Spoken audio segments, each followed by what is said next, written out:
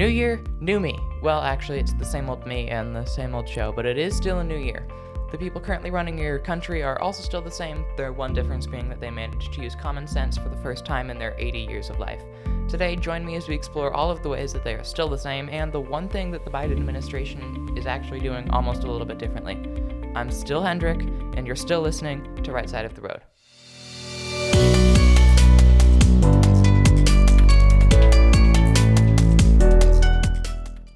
The data about absolutely everything that you've been concerned about for the past 2 years has not changed at all. It doesn't just change magically at midnight on the 1st of January, and neither did the idiots that have been trying to run your lives for the past 2 years. The data about COVID, riots, and schools has not changed at all, and yet your government is still being stupid, but they've almost finally followed a small amount of the data in one sentence that they said. Let's focus on COVID here first. Fauci and Biden finally changed their outlook on COVID. Again, almost. They almost did. Over the break, Fauci admitted what I've been saying this entire time about Omicron. Omicron is more transmissible. It's so much more transmissible. It is 140 times more transmissible than the original COVID, but it is so much less deadly than Delta. It is 80% less deadly than Delta, according to the data we have from South Africa so far.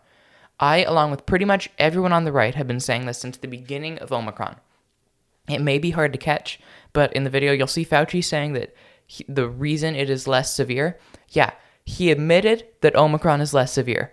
Congratulations, Fauci. Then after that, he talks about something we've known for literally thousands of years. There's no way he was just behind on the data, which he shouldn't be, since that's kind of his job to stay up to date on the data. Anyway, there's no way he was behind without being a complete numbskull. He admits that natural immunity is a thing. Guess what? I've said this forever. And notice that he was trying to avoid saying the words natural immunity, as if he was just saying the word means he runs the risk of being the victim of cancel culture. Oh wait, that's because he does. He thinks if he says natural immunity, then a dinosaur is going to come out and eat him off the toilet like it does in Jurassic Park. Anyway, here's Fauci finally saying this. It is likely that the reason that it is less severe is that in South Africa, what you have is a very large proportion of the population has already been infected and recovered, and a relatively smaller proportion have been vaccinated. So it is likely that the protection against infection is not very good because it'll get into the nasopharynx and infect you.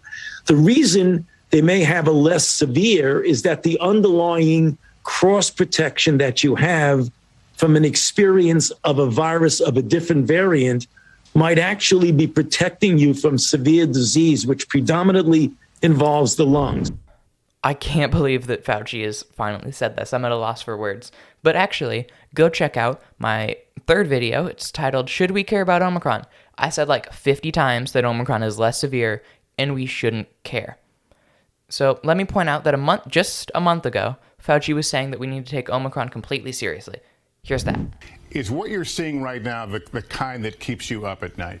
You don't want to frighten the American public, but when something occurs that you need to take seriously, you take it seriously and you do whatever you can to mitigate against that. I mean, I'm saying this absolutely clearly, that if ever there was a reason for unvaccinated people to get vaccinated, and for those who have been vaccinated, when your time comes up to go and get a booster shot.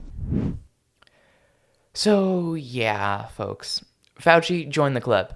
Come join us Republicans and actually say the truth. No, he's not actually going to do this. He's too stupid. Mark my words, give it another month, and Fauci will be telling y'all to mask up and freak out about COVID again. The problem for him is, he's swum so far into his pool of idiocy that he's drowned in his own lies and he can't get out no matter how much he tries. Since the beginning of the pandemic, they've been telling lies. Take masks. Fauci and Biden, and pretty much all leftists, were telling you that the narrative that masks work and are the best.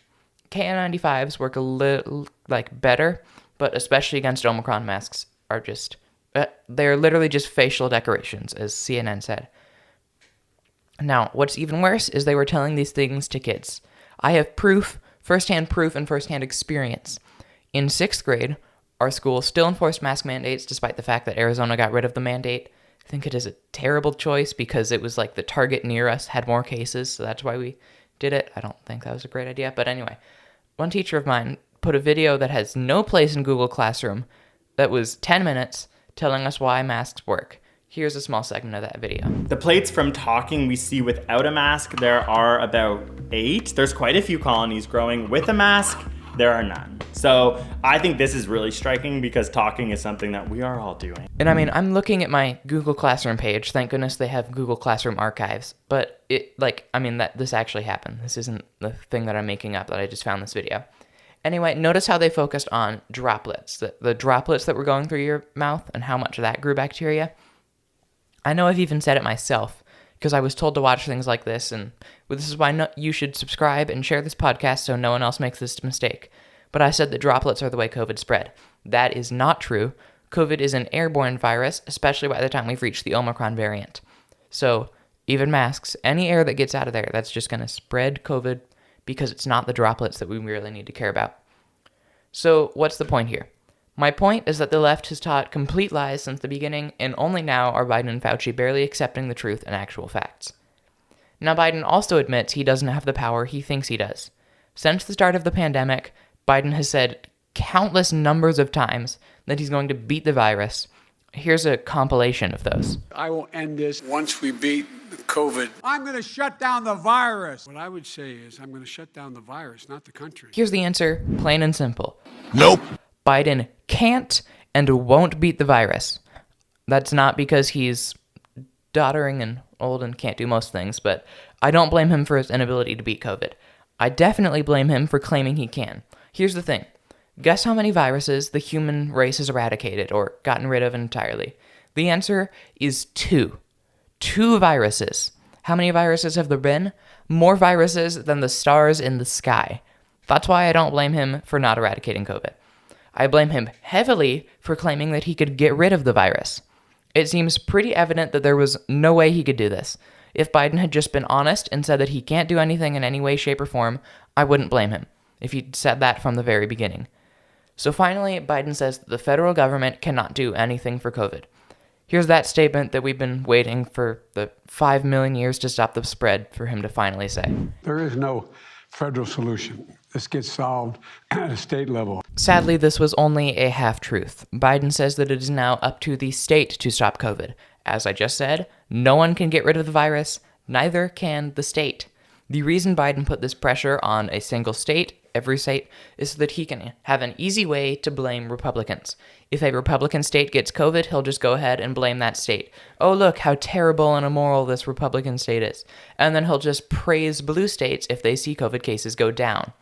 Just wait and see what happens when a Republican state inevitably does well. He won't say anything at all. On the topic of Biden, he thankfully agrees that he sucks. During Christmas, Joe Biden gave us all a great ringtone. He agrees with Let's Go Brandon. For those of you who don't know, months ago, an absolutely amazing crowd, seriously, I would have loved to be in it, they were chanting at a NASCAR event, F Joe Biden. Seriously, great job. But what was even better was that the news announcer heard what they were saying, thought that they were chanting, Let's Go Brandon. Now, all of us Republicans use that phrase daily. So anyway, here's Biden's reaction to the phrase. Merry Christmas and let's go, Brandon. Let's go, Brandon. I agree. You can almost see it on Jill's face, like the realization that that was a bad thing, and that he shouldn't have said that.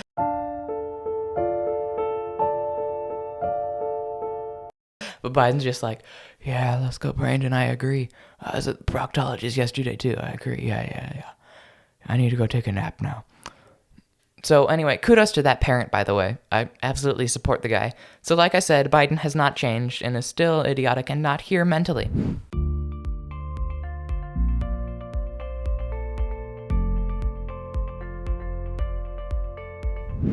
And the people on the left are also still the same, hypocritical, stupid, and authoritarian. A perfect example of this is what AOC did over her break. So here's the overall summary. Alexandria Ocasio-Cortez, the freshest TikToker in American politics. Hi sisters, AOC. and welcome back to my YouTube channel. Went on vacation to Florida, one of the reddest states in America. This wouldn't be terrible, it seems kind of hypocritical. The story gets worse though. While she was there, Republicans were criticizing her because she was doing crazy things that went against her policies. She was at like a drag queen event and went on stage maskless, even though her state is full of masks everywhere. Her response to this was, and I quote, this is not paraphrasing or anything, quote, Republicans are mad because they want to date me. End quote. And here's why no one has changed. Do you see how stupid this is? How self-absorbed and big-headed? Oh, also, that's coming from a guy who's looking at his face on a computer screen right now to make sure the camera doesn't go out. People were mad at her, and her first response was, "Oh, you want to date me." Usually, anger doesn't equal love, that entirely in any way, shape, or form. But anyway, this doesn't exactly show that you're a rational human being making this assumption.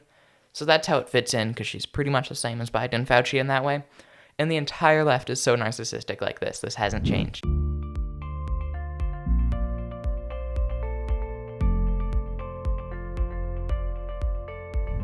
And now, as of the time of this coming out, it is January 7th, one day after the anniversary of January 6th. And I won't be able to cover what happens because I film this on a Wednesday, so I can get it edited by the Friday. Also, notice how I say it's an anniversary, like it's a celebration. That's because the left is pretty much celebrating January 6th. They like it because it gives them another way to say that Republicans are bad. And I think that what happened on January 6th was bad. People shouldn't have done what they did, although the election was definitely stolen by the media. I don't think January 6th deserves the kind of freaking out that it gets. It wasn't bad enough to deserve the anniversary celebrations, though. Let me bring up a question. Why don't we care about any other riots? There have been plenty of riots within the past 5 years, but no one seems to care. The reason? It's because the other riots make Democrats seem bad, and it goes against the media's narrative. For those of you who don't know, when Biden was being sworn into office on January 6, 2020, many people peacefully protested, but some swarmed the Capitol building and tried to stop his inauguration. The left likes this because they like to say that all Republicans are like this, while in actual reality, not the matrix that they live in, there were only a couple of crazy Republicans who did this. Guess what? The same thing happened to Trump, the same type of riots. There were a bunch of riots when Trump was sworn into office. You know why the left doesn't care? Because it makes Democrats look bad. Guess what? Again, there are BLM, Black Lives Matter riots all of the time, and no one cares. In fact, when people were literally burning things during BLM riots, CNN put up a graphic that said that they were fiery, but mostly peaceful protests. I'm pretty sure when things are on fire because of deliberate human action, it isn't peaceful.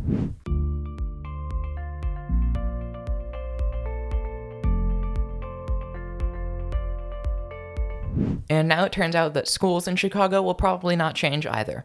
The Chicago Teachers Union announced that they will go back to the virtual learning probably for the foreseeable future because they'd never want to change these policies. Honestly, it's better than California's in-person school because they've mandated the COVID vaccine to actually get into in-person school. Oh wait, Chicago's mandating vaccines too. Not for schools, but for indoor dining. And trust me, I have a good friend who lived in Chicago for most of the year. Everything that I heard from her was that Chicago is just very blue and a very democratic state. And that's why I don't think Chicago will, well, Chicago's not the state, but I don't think Chicago will change this policy. I think Chicago's policies will change other states' policies. Once something starts in a big blue city like Chicago, it spreads to less blue cities, then purple cities, so Arizona is in danger now. Then it becomes federally mandated, so even red states have to listen. It's a really stupid process. I say this so you'll look out and try to resist these things. Make sure more people resist these things. Do it by subscribing and sharing this podcast. I have plenty of content coming up this election year that you do not want to miss. And that concludes today's episode. It is a new year, but not much has changed. Our government is still stupid, authoritarian, and narcissistic. They're still freaking out about things that deserve the amount of freaking out as puppies do. And schools in Chicago and possibly the other cities may never go back to normal. Thank you so much for listening. I'm still Hendrik, and you're listening to Right Side of the Road.